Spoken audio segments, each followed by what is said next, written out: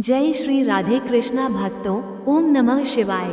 मित्रों, क्या आप जानते हैं कि वह प्रकाश पुंज जो समस्त ब्रह्मांड को आलोकित करता है, उसका जन्म कैसे हुआ था। यह एक ऐसा रहस्य है जो सहस्रों वर्षों से वेदों के भीतर छिपा हुआ है।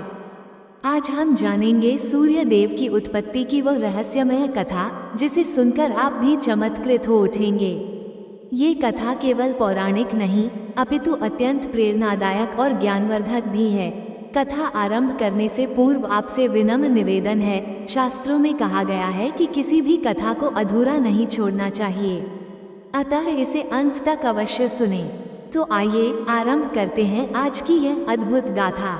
जब अस्तित्व का कोई नाम न था, जब समय केवल एक शून्य विचार था, न आकाश था न पृथ्वी, उस अनंत अंधकार में केवल मौन और गहन नीरवता थी। उसी शून्य में एक दिव्य कंपन हुआ और उस कंपन से जन्म हुआ एक पराशक्ति का, जिसने ब्रह्मांड को जगाने के लिए ब्रह्मरूप धारण किया। ब्रह्मा, जिन्हें ब्रह्मांड का आदि सृष्टा कहा गया, कमल के पुष्प पर प्रकट हुए। उस कमल से निकली सुवर्ण आभा ने समस्त अंधकार को मिटा दिया।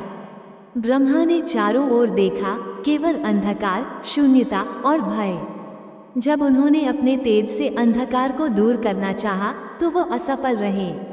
तभी उनके मुख से एक शब्द फूटा, ओम। यह कोई सामान्य ध्वनि नहीं थी, ये सूक्ष्म ऊर्जा, चेतना का बीज और प्रकाश का आदि स्रोत था। उसी ओंकार से उत्पन्न हुई एक तेजस्वी आकृति जो चारों ओर घूमती गई और अंधकार को निगलती गई। ये थे प्रभा नामक प्रकाश पुंज, जिनका प्रकाश ब्रह्मा को अत्यंत प्रिय लगा।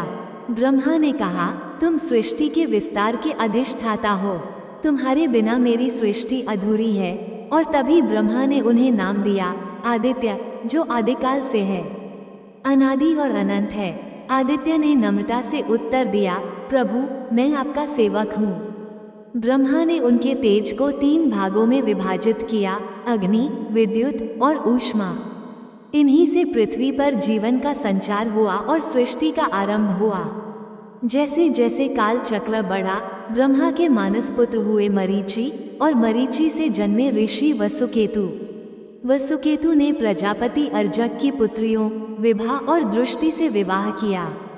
विभा से उत्पन्न हुई देवता, दृष्टि से असुर। एक बार असुरों और देवों में भयंकर युद्ध हुआ, जिसमें देवों की हार हो गई। देवता स्वर्ग से निष्कासित कर दिए गए। ये देखकर देवी विभा अत्यंत दुखी हुई और उन्होंने वसुकेतु से निवेदन किया, स्वामी, हमारे पुत्र विचलित हैं, कृपया कोई उपाय कीजिए। वसुकेतु ने कहा, यदि आप कठिन तप करेगी तो संभव है, परम तत्व स्वयं सहायता को प्रकट हो। विभा ने भगवान नरहरि की कठोर तपस्या आरंभ की। एक पैर पर खड़े होकर उन्होंने दिन रात तप किया। अंततः प्रसन्न होकर भगवान प्रकट हुए और बोले, देवी, मैं तुम्हारे पुत्र के रूप में अवतार लूंगा। कुछ समय पश्चात विभा गर्भवती हुई। उनका गर्भ इतना तेजस्वी था कि आश्रम आलोकित हो गया, परंतु वह तेज इतना तीव्र था कि स्वयं विभा उसे सहन नहीं कर सकी। पीड़ित होकर उन्होंने वसुकेतु से कहा, स्वामी, मेरा शरीर इस तेज को सहन नहीं कर पा रहा। वसुकेतु ने योग बल से गर्भ को 2 भागों में विभक्त कर दिया। एक भाग में रहा शिशु, दूसरे में उसका अद्भुत तेज। जब पुत्र जन्मा तो वो इतना दीप्तिमान था कि चारों दिशाएं प्रकाशित हो उठी। उस समय दूसरा भाग, जिसमें शिशु का शेष तेज था, आकाश में प्रतिष्ठित किया गया। वो अंडाकार तेजस्वी गोला ही भविष्य में सूर्य कहलाया। बालक का नाम रखा गया मार्तंड, अर्थात अर्ध अन्न से जन्मा हुआ। इस प्रकार सूर्य के 2 रूप हुए, एक मानवीय, दूसरा आकाशीय। कालांतर में जब मार्तंड व्यसक हुए तो उनका तेज असहनीय हो गया। कोई उनके समीप नहीं आता था। वे अकेले, उपेक्षित और दुखी रहने लगे। एक दिन भगवान शंकर ने उन्हें ध्यानावस्था में देखा। शिव ने कहा, हे मार्तंड, मैं तुम्हारे तेज को संतुलित करता हूँ। अपने त्रिशूल से शिव ने सूर्य को 3 भागों में विभक्त कर दिया, प्रातः सूर्य, मध्याह्न सूर्य और संध्या सूर्य। अब सूर्य का तेज सहनीय हो गया और माता विभा दौड़कर उन्हें गले लगाने आई। कुछ समय पश्चात देवशिल्पी ऋभुकृति की पुत्री संज्ञा, जो त्रिकाल ज्योति की ज्ञाता थी, का विवाह सूर्य से संपन्न हुआ।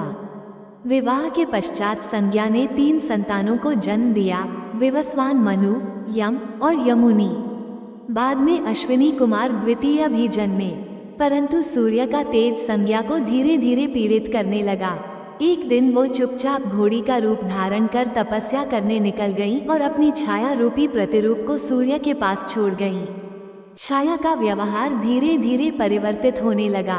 उसने विवस्वान मनु और यम से दूरी बना ली और अपने पुत्र शनि व सावनी मनु को अधिक स्नेह देने लगी। यम से एक दिन तकरार के बाद उसने यम को श्राप दिया। यम ने सूर्य से जाकर सारी बात कही। सूर्य ने अपनी दिव्य दृष्टि से देखा और संज्ञा की सच्चाई जानकर उत्तर दिशा की ओर प्रस्थान किया। वहां उन्होंने संज्ञा को घोड़ी के रूप में तपस्या करते पाया। दोनों ने एक दूसरे का पीछा किया और अंततः अश्विनी कुमार द्वितीय का जन्म हुआ। सूर्य ने संज्ञा को माफ किया और वापस ले आए। सूर्य का तेज कम करने के लिए ऋभुकृति ने उन्हें खरादी पर रखकर उनका तेज रगड़ा। उसी तेज की रज से देवताओं के दिव्य अस्त्र बने, विष्णु का चक्र, शिव का त्रिशूल, इंद्र का वज्र और कुबेर की गदा। अब सूर्य सौम्य और सहनीय हो गए। विश्वकर्मा ने उन्हें दिव्य रथ भेंट किया, जिसमें 7 घोड़े जुड़े थे और उसका सारथी बना अरुण। छाया को भी घर में स्थान मिला। यम मृत्यु के देवता बने। मनु ने मानव सभ्यता की स्थापना की। अश्विनी कुमार देवों के वैद्य बने। शनि ग्रह के रूप में प्रतिष्ठित हुए। आज भी सूर्य अपने रथ पर आरूढ़ होकर पूर्व से पश्चिम की यात्रा करते हैं, जिससे दिन और रात्रि का क्रम चलता है। एक दिन संज्ञा ने पूछा, स्वामी, क्या आप थकते नहीं? सूर्य ने कहा, प्रिया, जब तक ये सृष्टि है, मेरा कर्तव्य चलता रहेगा। यही त्याग, निष्ठा और तप का प्रतीक है सूर्यदेव। इस कथा से हम केवल एक देवता की नहीं, अपितु प्रेम, कर्तव्य, तप और संतुलन की महागाथा को समझते हैं। प्रतिदिन सूर्य को नमस्कार करने वाले व्यक्ति जीवन के सभी अंधकारों को प्रकाश में बदल सकते हैं। प्रेम से बोलिए, जय श्री वासुदेव।